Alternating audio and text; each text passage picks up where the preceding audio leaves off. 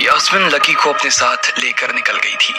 भूमिका और बाकी लोगों को ये समझ नहीं आ रहा था कि आखिर ये हो क्या रहा था।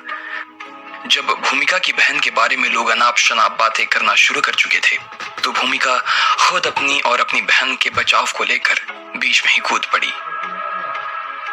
उसने अपनी ओर से यास्मिन की सारी प्लानिंग अपनी दोस्तों को बता दी थी। उसने अपने दोस्तों को समझा दिया था कि वो लोग कैसे लकी का इस्तेमाल कर रहे थे। ये बात सुनकर उन सबको मजा आ गया था और लकी को पीटते हुए देखने की ख्वाहिश में उसने आज अभिजीत को कॉलेज बुला लिया था। अभिजीत जब अपनी कार से बाहर निकला तो सबने देखा कि उसने अपने बालों पर जेल लगा रखा था। उसकी शर्ट और ट्राउजर ब्रांडेड थी। उसने काफी महंगे से दिखने वाले जूते पहने हुए थे। लेकिन उससे भी खास बात तो जो देखने लायक थी वो ये कि अभिजीत के हाथ में गुलाब का एक बड़ा सा गुलदस्ता था। वो भूमिका की ओर उस गुलदस्ते को लेकर तेजी से बढ़े जा रहा था। अरे अभिजीत, तुमने ये नई गाड़ी कब ली? भूमिका ने अभिजीत की ओर बढ़ते हुए कहा। उसकी नई गाड़ी देखने के बाद तो एक पल के लिए वो अभिजीत को पहचान ही नहीं पाई थी। जब उसने पिछले लकी और यास्मिन को एक साथ डेट पर देखा था तो उसके दिल के अंदर एक अजीब सा डर बैठ गया था। वो किसी भी हाल में यास्मिन को छोड़ना नहीं चाहता था और इसके लिए वो किसी भी मोर्चे पर कमजोर पड़ता दिखाई नहीं देना चाहता था। इसलिए उसने अपने पिता से कहकर खुद के लिए एक नई गाड़ी ले ली थी। ये 99 गुलाब है। काफी देर लगी एक एक को पिक करने में और फिर उसका गुलदस्ता बनाने में।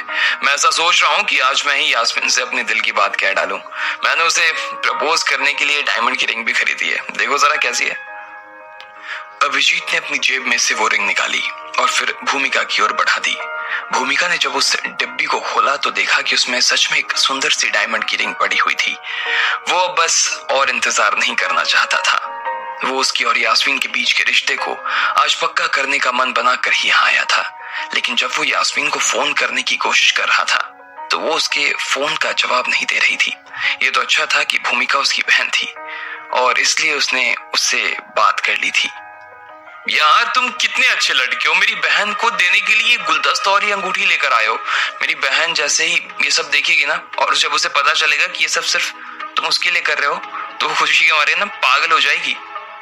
भूमिका ने उसकी ओर देखा, फिर मुस्कुराते हुए बोली। ये बिल्कुल वैसा ही था जैसा उसने और उसकी बहन ने सोचा था। अब उसे अपनी जीत होती हुई दिखाई दे रही थी।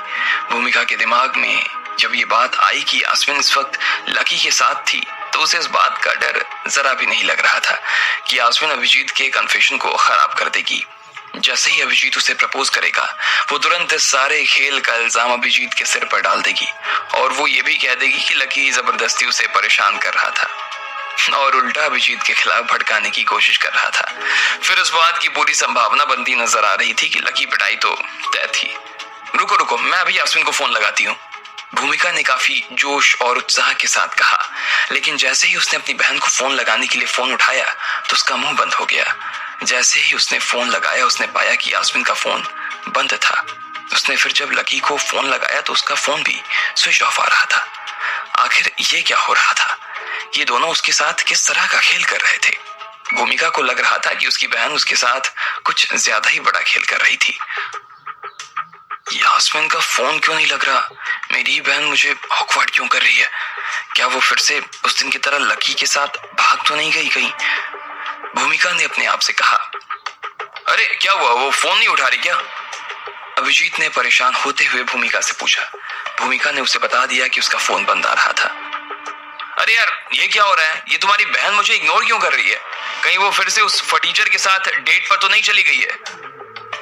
अभिजीत ने फिर से घबराते हुए भूमिका से पूछा। अरे नहीं नहीं, तुम चिंता मत करो। अगर मेरी बहन सच में उसके साथ होगी भी तो वो इसलिए क्योंकि वो आदमी मेरी बहन को परेशान किए जा रहा है। मेरी बहन तो उस जैसे आदमी को मुंह भी नहीं लगाती यार। भूमिका ने अभिजीत के घावों पर मरहम लगाने की कोशिश करते हुए कहा। लेकिन मन ही मन वो खुश हो रही थी। जितना ज्यादा अभिजीत परेशान हो रहा था उतना ही ज्यादा भूमिका को मजा आ रहा था। इस बात से वो ये चीज तो समझ गई थी कि अभिजीत उसकी बहन की बहुत परवाह करता था और इसका ये भी मतलब था कि लकी आज बुरी तरह से पिटने वाला था।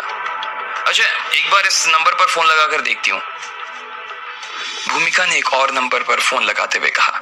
उसने पहले किसी ग्रुप चैट में इस नंबर को देखा था और उसका मैसेज भी पढ़ा था। उसमें लिखा था कि वो अपने नंबर के जरिए सामने वाले की लोकेशन को ट्रेस कर सकता था। भूमिका ने तुरंत उसके खाते में 200 रुपए डाले और उसे यास्मीन की लोकेशन निकलवा ली। वो इस वक्त रोमानोज पिज्जा सेंटर जनकपुरी में बैठी हुई थी। अभिजीत और भूमिका ने 1 सेकंड की भी देरी नहीं की और तुरंत गाड़ी में बैठकर रोमानोज पिज्जा के लिए रवाना हो गए। उनके साथ में ईशान, विक्रांत और चीयर लीडर टीम के काफी लोग बैठे हुए थे। वो सभी इस दृश्य को देखने के लिए बेताब हो रहे थे, जिसमें अभिजीत का जूता लकी के गालों को मसलने वाला था। उन्हें धरती में से चिंगारियां उठती हुई नजर आ रही थी। थोड़ी देर के अंदर भूमिका और बाकी के लोग जनकपुरी में रोमानोज पिज्जा सेंटर पहुंच चुके थे। उस स्टोर पर ढेर सारे छोटे छोटे क्यूबिकल्स बने हुए थे। हेलो, मैं क्या जान सकती हूँ कि यहाँ पर 1 घंटे पहले जो कपल आए थे वो किस जगह पर बैठे हुए हैं? कपल में जो लड़की है वो काफी सुंदर है। उसने सफेद रंग का टॉप और पीच कलर की मिनी स्कर्ट पहनी हुई है और उसके साथ जो लड़का होगा ना वो बिल्कुल ही फटीचर सा दिखता होगा।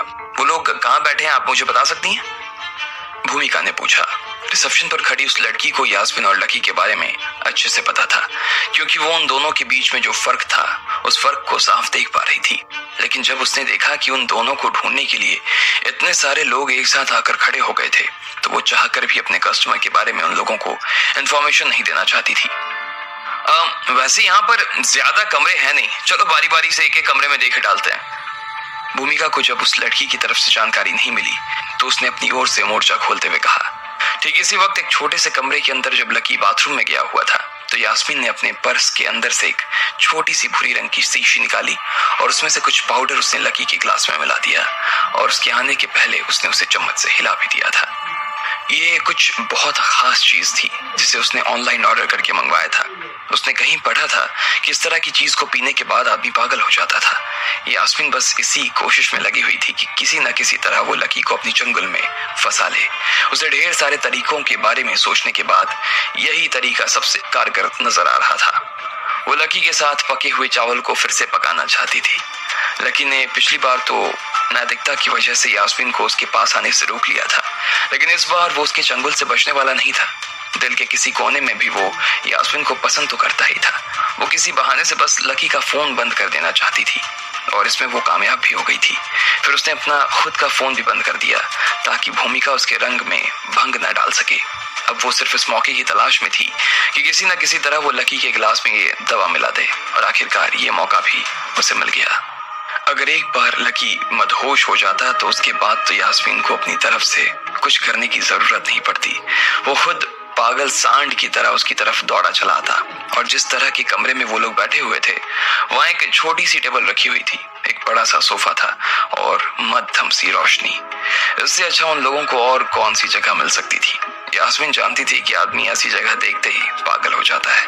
यास्मीन के दिमाग में इस वक्त तरह तरह की बातें चल रही थी।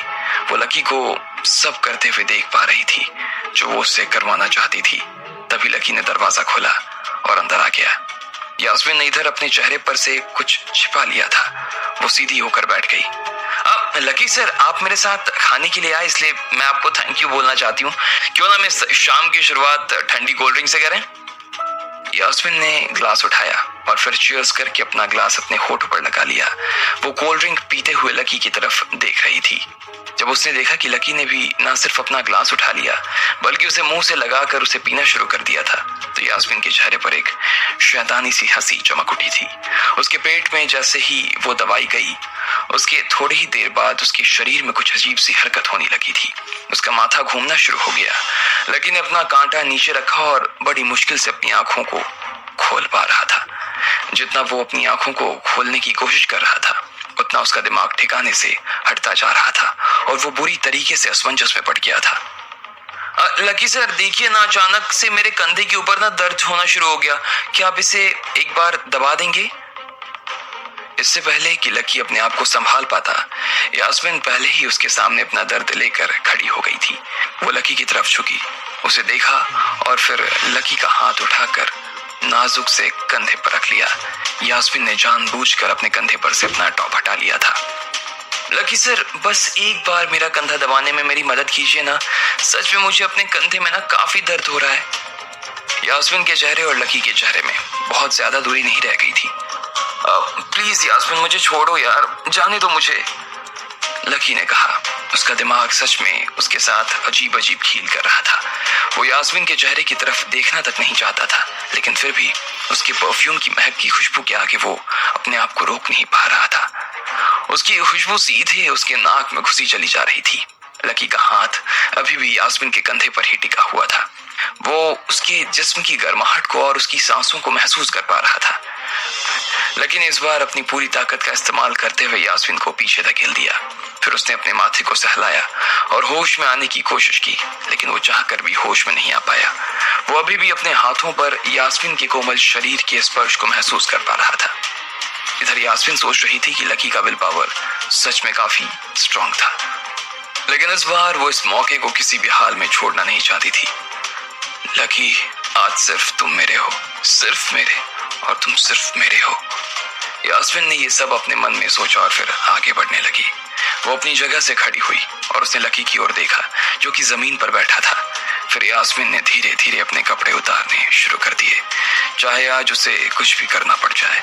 लेकिन ऐसे मौके को वो अपने हाथ से किसी भी हाल में जाने नहीं दे सकती थी। वो चाहती थी कि आज से लकी सिर्फ और सिर्फ उसका होकर रह जाए। उसने अपनी ड्रेस के बटन खोलने शुरू कर दिए थे और उसने अपनी टॉप को एक कंधे पर से उतार भी दिया था और फिर दूसरी तरफ का टॉप भी उतर गया था। यास्मीन के गोरे कंधे लकी की आंखों के सामने चमक रहे थे। ऐसा लग रहा था जैसे उसके कंधों को किसी ने रुई से बनाया था। उसकी कॉलर बोन भी काफी सुंदर लग रही थी। जैसे जैसे वो लकी के करीब आती जा रही थी, वैसे वैसे लकी उससे अपनी नजर बचाने में नाकामयाब होता जा रहा था। उसका टॉप अब उसके पेट तक उतर चुका था। अब आगे क्या होने वाला था? जिस तरह की हालत में लकी था, क्या वो अपने आप को बचा पाता? क्या यास्मीन अपने गंदे इरादों में कामयाब हो पाती, या फिर उससे पहले ही भूमिका आकर उसका गुड गोबर कर देती? आपको क्या लगता है, क्या होंगे इन सभी सवालों के जवाब? कमेंट बॉक्स में कमेंट करके जरूर बताएं। और सभी सवालों के जवाब को जानने के लिए सुनते रहिए इंस्टा मिलियनेयर सिर्फ पॉकेट एफएम पर।